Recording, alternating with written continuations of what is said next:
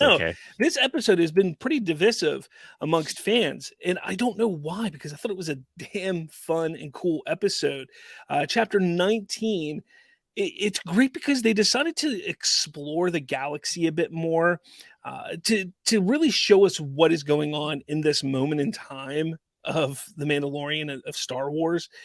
And it also kind of alludes to the fact that Grogu still or may not be safe as we thought. We thought that after the end of season 2, with Moff Gideon being captured and all that, that Grogu would be safe, but maybe he's not so safe. So this episode, while it's a very ambitious episode in what they did, it is kind of split up into 3 parts. It's an hour-long episode, but the first 5 to 10 minutes focuses on Bo-Katan and Mandalorian.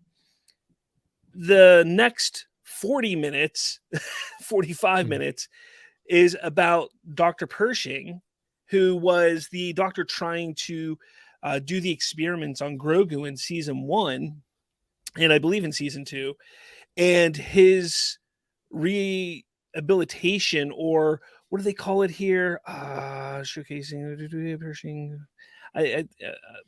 They like take these people who used to be part of the Empire and part of the Imperials and try to bring them into the New Republic. And I thought it was really cool. It was a really interesting way to kind of explore this part of the galaxy, this part of history and story of Star Wars that we've not really explored in live action or even in cartoons so much, or animation, books a little bit, but this was a really interesting episode. And then the final 10 minutes is back with Bo-Katan and Mando. So I'm going to talk about that real quick. So at the end of the last episode, which I think you did watch, right? You saw that? Yeah. So at the end of the episode, Bo-Katan saves Mando from the waters of Mandalore. And we see the eye of a mythosaur. And, well, it's pretty freaking cool. Well, this episode opens up with Bo-Katan sitting there. She still has her helmet on. She's sitting there, and she's kind of just like staring off. And you can kind of tell that she's thinking about something. There's something going on in her head. And 311s, or not 311. Losing My Religion's just playing in her head on reverse. Nirvana. Yeah. But Mando comes to, and they decide that, okay, Mando's like, I got to go back and tell my clan that, I bathed in the waters. I got to give them proof so I can be part of the Creed again. And Bo-Katan's like, okay, well, I'll take you back to your ship and you can head on your way and we're good. Thanks. Talk to you later. So they go to head back to Bo-Katan's home, or whatever you want to call it. And they get attacked by Imperial TIE interceptors. And it's one of the coolest, if not the coolest, air/space battle that I think we've ever seen in Star Wars. It was phenomenal. And there's so many badass parts. Like Bo does some crazy shit with her ship. There's one point where the Mandalorian jumps out of her ship and is doing like a halo drop to get to his ship. Dope. That's dope. It's absolutely insane. And it all leads to where these TIE interceptors actually destroy her home. They bomb her home and it's destroyed. And the only way that they can get away is she goes with Mando to his clan. And that's kind of where that story stops. And we jump into the other story. But before I get into that, when Mando and Bo-Katan get to his clan, they land, and Vizsla, he's like, what are you doing here? Like, you're not supposed to be here. You're not a Mandalorian anymore. And he's like, no. I need to see the armor. I bathed in the waters. I did the thing. Yeah, he blessed the rains down on Mandalore. And, they go, and he proves to her that he bathed in it. Because he has a little vial of water he gives her. She verifies. And he's like, you are Mandalorian again. You did what you said. And then she looks at Bo-Katan, who's there. And she goes, did you bathe in the waters? And she's like, yeah. She's like, have you taken off your helmet since?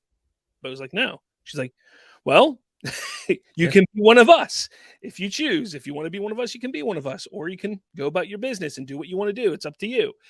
And you can kind of tell. I mean, it's pretty interesting how they do this with them wearing helmets and masks, but you can tell that there's something going on in her head, in Bo-Katan's head. Like this could be the army I'm looking for to use to reestablish Mandalore.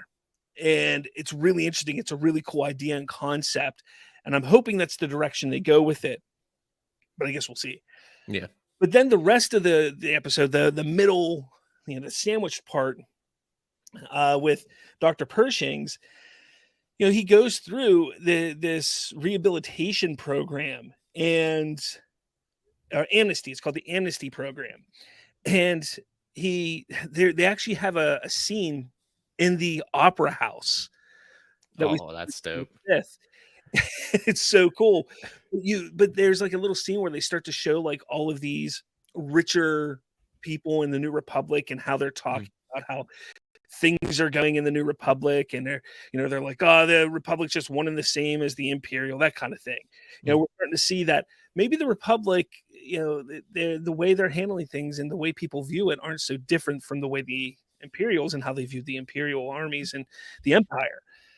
So that was a really interesting thing. But they go to this little housing, this amnesty housing area for Dr. Pershing, and he meets some former Empire agents, Imperial scientists or soldiers or what have you. And one of them that he meets is a person named Kane, and she is somebody who worked on Moff Gideon's ship as well. And she kind of befriends him quickly. One of the things that Dr. Pershing misses are these like little rations of biscuits, and she goes and gets him a whole box of them and surprises him with it. And now Pershing, remember, he's a scientist, and he really wants to, he wants to be a scientist, and he was doing some work for the Empire he felt was very important. And we see his new job of like taking data files and kind of erasing data files, and he's just not having it. He doesn't like it. And he's like, I can offer so much more to the Republic if you would just let me complete my what I was doing, my research. And they're basically like, no. But it's basically, for him, it's, you can be part of the Republic and behave and follow the rules, or in his mind, he can break the rules in hopes that he can better the Republic, because he believes what he is doing could better the Republic. So Kane decides to help him out, and they go sneak off to an old Imperial Star Destroyer that is being decommissioned, and they sneak on to steal some lab equipment. Well, when they come off of the Star Destroyer, there's Republic police there, and they capture Dr. Pershing, but not Kane, because Kane turned him in. And she kind of turned on him. And they go and they capture him, and what they do when you go through the amnesty program and you don't come out like you want, they will do what's called a mind flare to you, where they kind of zap you with electricity into your mind and, kind of make you right with how they want you to be. And that's what they start doing to him. But Kane decides to, or has the opportunity to turn the dial up a little bit and really fuck with his head. And it really screws with him. So that was, the episode. It was really cool. There's this one great part. Colton, when you watch this episode, just listen to the musical cues. You're going to hear so many musical Easter eggs in this episode. It's phenomenal. Not only that, but there's this one part where one musical cue is going on, and I think you'll notice what it is. But he's standing there, first off, Coruscant, because this takes place on Coruscant. It's amazing looking. This is the coolest live action view of Coruscant that we've ever seen. And they're kind of Pershing and Kane are talking about, what they miss and stuff like that, and different things about where they're at. And they come up to this big rock, and he's like, what is that? And Kane's like, well, that is the tallest mountain on Coruscant. That is the only place you can actually touch the ground, the land of Coruscant. That's kind of cool.